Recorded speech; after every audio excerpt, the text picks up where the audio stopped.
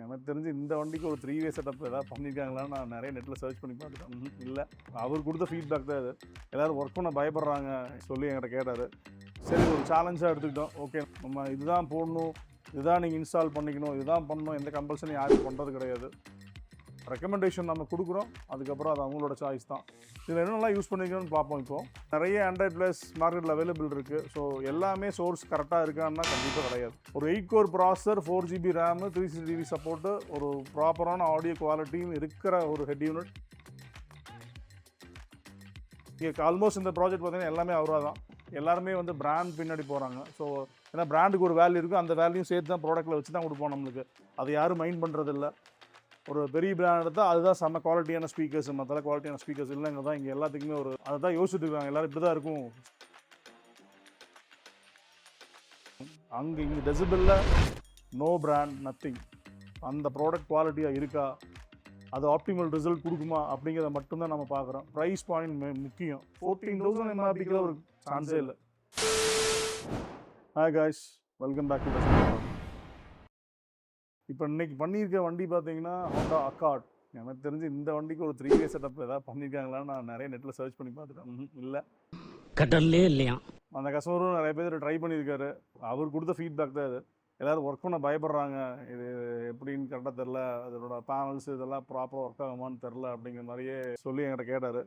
சரி, இது ஒரு சேலஞ்சாக எடுத்துக்கிட்டோம். ஓகே, நம்ம பண்ணுவோம் அப்படிங்கிற மாதிரியே கேட்டுட்டு நம்ம மார்க்கெட்டில் விசாரிக்கும் போது இதுக்கு மெயின் விஷயம் என்னென்னா அந்த பேனல் ஸ்ட்ரக்சரிங் பண்ணுறது தான் மெயின் விஷயம். இதில் இல்லைன்னா அதில் நம்ம ஆடியோ பண்ணுறது ரொம்ப கஷ்டம். அதுதான் ஒரு பெரிய ஹேர்டலாக இருந்தது. மற்றபடி ஆஸ் யூஷுவல் தான். மற்ற நீங்கள் எல்லாமே எவ்ரிதிங் வாட்எவர் நம்ம எப்படி யூஸ் பண்ணுறோமோ அதுதான் யூஸ் பண்ண போகிறோம். இதில் பேனல் தான் பெரிய ஹேர்டல். கரெக்டான பேனல் சோர்ஸ் கிடச்சிது. ஸோ அதனால் அந்த கஸ்டமர்கிட்ட நான் பண்ணித்தரேன் அப்படிங்கிற மாதிரி ஒரு எடுத்து பண்ணித்தரோம் சொல்லியிருந்தோம். ப்ராப்பராக பண்ணி கொடுத்தேன். அது பார்த்தீங்கன்னா அந்த ஏசி யூனிட்டு இது எல்லாமே அது இன்டகிரேஷன் தான் அதில் பெரிய ப்ராப்ளமே. அது கரெக்டாக இன்டிகிரேட் பண்ணால் மட்டும்தான் ஒர்க் ஆகும். ஸோ எக்ஸாக்டாக பண்ணி கொடுத்துருக்கோம். அதுவும் ப்ளஸ் ஒரு 3 வே செட்டப், 3 வே ஆக்டிவ் செட்டப்பும் அதில் ஆட் பண்ணியிருக்கோம். இந்த கஸ்டமர் வந்து கேட்டது வந்து ஆண்ட்ராய்ட் பிளேயரில் தான் எனக்கு பண்ணணும். நான் ரெக்கமெண்ட் பண்ணது பைனியர் தான். அவர் பைனியர் ரெக்கமெண்ட் பண்ணும்போது அவர் என்ன சொல்கிறாருன்னா, இல்லை எனக்கு ஆண்ட்ராய்ட் பிளேயர் தான் வேணும் அப்படின்னாரு. ஓகே ஃபைன், நம்ம இதுதான் போடணும், இதுதான் நீங்கள் இன்ஸ்டால் பண்ணிக்கணும், இதுதான் பண்ணணும், எந்த கம்பல்சரி யாரும் பண்ணுறது கிடையாது. ரெக்கமெண்டேஷன் நம்ம கொடுக்குறோம், அதுக்கப்புறம் அது அவங்களோட சாய்ஸ் தான். ஏன்னா ஒரு 3 வே ஆக்டிவ் செட்டப் பண்ணும்போது கண்டிப்பாக ஹெட் யூனிட்டோட குவாலிட்டி பெட்டராக இருக்கணும். அப்போ தான் வந்து நமக்கு அவுட்புட்டும் வந்து பெட்டராக கிடைக்கும். நிறைய ஆண்ட்ராய்ட் ப்ளஸ் மார்க்கெட்டில் அவைலபிள் இருக்குது. ஸோ எல்லாமே சோர்ஸ் கரெக்டாக இருக்கான்னா கண்டிப்பாக கிடையாது. ஒரு சில பிளேயர்ஸ் மட்டும்தான் அவுட்புட் கொஞ்சம் பெட்டராக கொடுக்கும். அதுவே நம்ம டெஸ்ட் பண்ணி அதை ப்ரூவ் பண்ணி செக் பண்ணதுக்கப்புறம் தான் நம்ம அதை ஒரு 3 வே செட்டப் கொண்டு போய் இன்ஸ்டலேஷன் பண்ணுவோம். ஸோ அது மாதிரி இப்போ நான் செலக்ட் பண்ணது பிளாஃபங்கோட பாம்பே 1000. அதோட சிக்னல் ரொம்ப நல்லா இருந்தது. அந்த ப்ரைஸ் பாயிண்ட்டுக்கு ஒரு 8 core processor, 4GB RAM, 360 support, ஒரு ப்ராப்பரான ஆடியோ குவாலிட்டியும் இருக்கிற ஒரு ஹெட் யூனிட் பாம்பே. இதுக்கு முன்னாடி அதே கேட்டகரியில் FT லாட்ரேல் இருந்துச்சு. இப்போ அந்த FT லாட்ரேல் ஸ்டாப் பண்ணிட்டாங்க. அதுக்கு பதிலாக இப்போ அதை அப்கிரேட் பண்ணி தான் பாம்பே கொண்டு வந்துருக்காங்க. நம்ம ஒரு 3 வே ஆக்டிவ் செட்டப்புக்கு இது யூஸ் பண்ணியிருக்கோம். இதில் என்னெல்லாம் யூஸ் பண்ணியிருக்கோன்னு பார்ப்போம். இப்போது இதில் ஒரு ஃபீலாட்டோட 10 சேனல் DSP, இது நம்ம ரெகுலராக யூஸ் பண்ணிருக்கோம் F10 Pro. ஏன்னா இதில் ஹெட் யூனிட்டோட வந்து கொஞ்சம் அடுத்த லெவலுக்கு இல்லை அப்படிங்கும்போது நம்ம அதை காம்பன்சேட் பண்ணும்போது கொஞ்சம் DSP கொஞ்சம் ஹை எண்டாக போட்டு ஆகணும். பேசிக்காக போட்டிங்கன்னா ஒர்க் அவுட் ஆகாது. நம்ம ஹீலிக்ஸு அந்த மாதிரி போக முடியல. ஏன்னா அவருக்கு கஸ்டமர் கொடுத்த பட்ஜெட்டுக்கும் இவ்வளோ கன்சென்ட் இருக்குது. ஸோ அதுக்கேற்ற மாதிரி தான் நான் அதை பண்ண முடியும். ஸோ இந்த இடத்துல ஃபீல் ஆர்ட் யூஸ் பண்ணியிருந்தேன். தென் ஒரு 4 சேனல் ஆம்பிளிஃபையர் நம்ம இந்த தடவை புதுசாக யூஸ் பண்ணியிருக்கோம். இது ஏன் அதை யூஸ் பண்ணியிருக்கோம் இந்த ஆம்பிளிஃபையர் பார்த்தீங்கன்னா, இட்ஸ் ரீகாயில் பிராண்ட். நிறைய பேர் இன்ஸ்டால் பண்ணிட்டு தான் இருக்காங்க. இந்த ஸ்பெசிஃபிக் மாடல் ஏன் சூஸ் பண்ணோம் அப்படின்னா, இது ஒரு சேம் நம்ம சவுண்ட் டிஜிட்டல் மாதிரியே ஒரு ஆம்ப் இந்த பாம் அதே கான்செப்டில் இருக்குது. பட் அது போக இதில் அதை விட இன்னும் கொஞ்சம் அட்வான்டேஜும் இருந்துச்சு. உங்களுக்கு 95 வாட்ஸ் RMS இருக்குது. ஸோ 95 வாட் RMS இருக்குது அப்படிங்கும்போது ப்ரைஸும் கம்மியாக இருக்குது அப்படிங்கும்போது அதனோட குவாலிட்டி. இன்னொரு விஷயம் என்னென்னா, நீங்கள் மற்ற ஆம்பிளிஃபையர்ஸில் பேசிக் ஆம்பிளிஃபையர்ஸ் ஒரு கிளிப் இண்டிகேட்டர்ஸ் எல்லாம் வராது. இதில் நீங்கள் நார்மலாக நம்ம ஒரு ஆம்பிளிஃபையர் ஒரு கேலிப்ரேஷன் பண்ணும்போது நம்ம டூல்ஸ் இல்லாமல் இது பண்ண முடியாது. இது நீங்கள் மேனுவலாகவே பண்ண முடியும். ஏன்னா அதிலே ஒரு கிளிப் இண்டிகேட்டர் இருக்குது. ஸோ நீங்கள் கெயின் நிறைய வச்சுட்டே இருந்தீங்கன்னா அதுவே காமிச்சிரு, அப்பா போதும்ப்பா திருப்பாதப்பா முடியலப்பா அப்படின்னு அதுவே காமிச்சிரு. ரெட் கலர் லைட் டொங்கின்னு எரியும். ஸோ அது ஏன்னா அந்த ப்ரைஸ் பாயிண்ட்டுக்கு இந்த கிளிப் இண்டிகேட்டர் அளவுக்கு இன்டகிரேட் பண்ணுற அளவுக்கு இந்த டெக்னாலஜி இருக்குன்னா கண்டிப்பாக அந்த ஆம்போட குவாலிட்டி கண்டிப்பாக இருக்க தான் செய்யும். அதில் எந்த வித மாற்றமும் இல்லை. ஸோ ட்ரை பண்ணுவோம் அப்படிங்கிறத ட்ரை பண்ணுச்சு. ஏன்னா 15,500க்கு ஒர்த்தான ஆம்பிளிஃபையர் அது. இந்த mono amplifier Howrah sound booster வந்து கொஞ்சம் அடுத்த லெவலுக்கு நம்ம இங்கே அப்கிரேட் பண்ணணும் அப்படிங்கிறதுக்காக தான். ஏன்னா சவுண்ட் பூஸ்டர் நிறைய போட்டோம். ஸோ அடுத்த பிராண்ட் பார்க்கும்போது இப்போ இதுவும் கிட்டத்தட்ட ப்ரைஸ் பாயிண்ட் ஒரே மாதிரி தான் இருக்குது. பவரும் கொஞ்சம் பெட்டராக இருக்குது, பிராண்டடாக இருக்குது, ஃபைன். ஸோ அதை யூஸ் பண்ணிட்டோம். இங்கே ஆல்மோஸ்ட் இந்த ப்ராஜெக்ட் பார்த்தீங்கன்னா எல்லாமே அவுரா தான், ஆல்மோஸ்ட் அவுரா. இதில் யூஸ் பண்ண ஸ்பீக்கர்ஸ் இங்கே தான் மெயின், இந்த ப்ராஜெக்டோட மெயின் பார்ட்டுக்கு வந்திருக்கும்.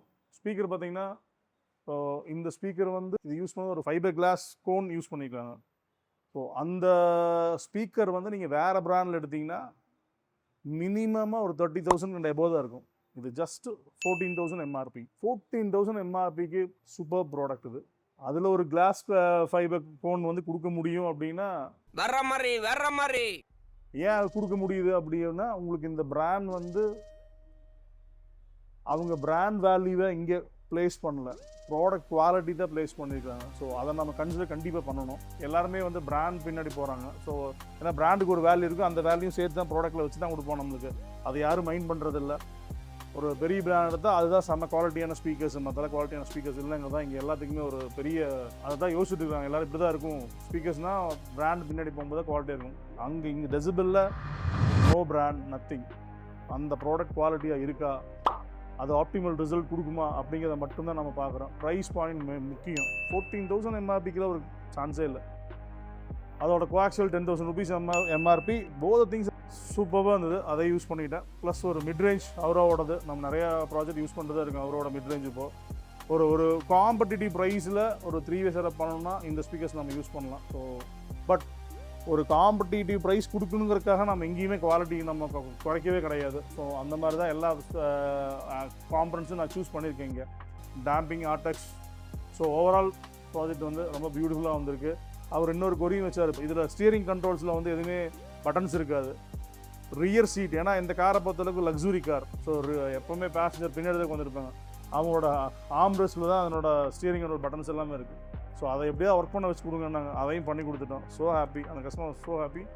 ஆடியோ அவருக்கு நினச்ச மாதிரியே வந்திருக்கு. ஏன்னா கொஞ்சம் ஒரு பேஸ் கொஞ்சம் ஜாஸ்தி வேணும்னாரு.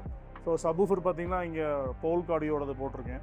போல்கோட டிபி ப்ளஸ் ஸ்பீக்கர்ஸ் யூஸ் பண்ணியிருக்கோம். ஐ மீன் சப்வூஃபர், 12 இன்ச் சப்வூஃபர். ஏன்னா அது பெரிய டிக்கி.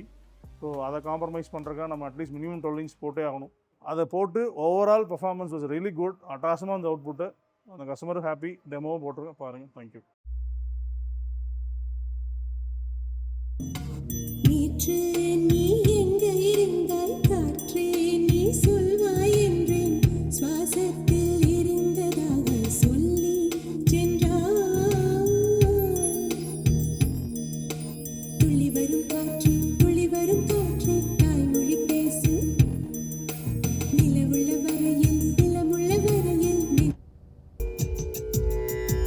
நிலை பெயராது சிலை போலவே நின்று, நிலை பெயராது சிலை போலவே நின்று, வீரமாவதறியாமலே மிக வினோதமான முரளீதர என்மன் கதை பாயுதே கண்ணா.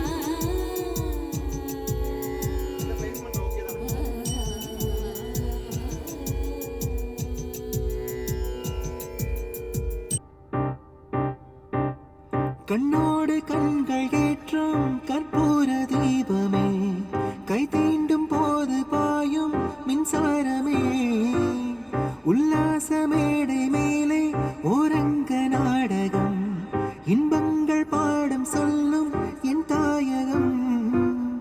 இங்கங்கு ஊஞ்சலாக நான் போகிறேன், அங்கங்கு ஆசை தீயில் நான் வேகிறேன்.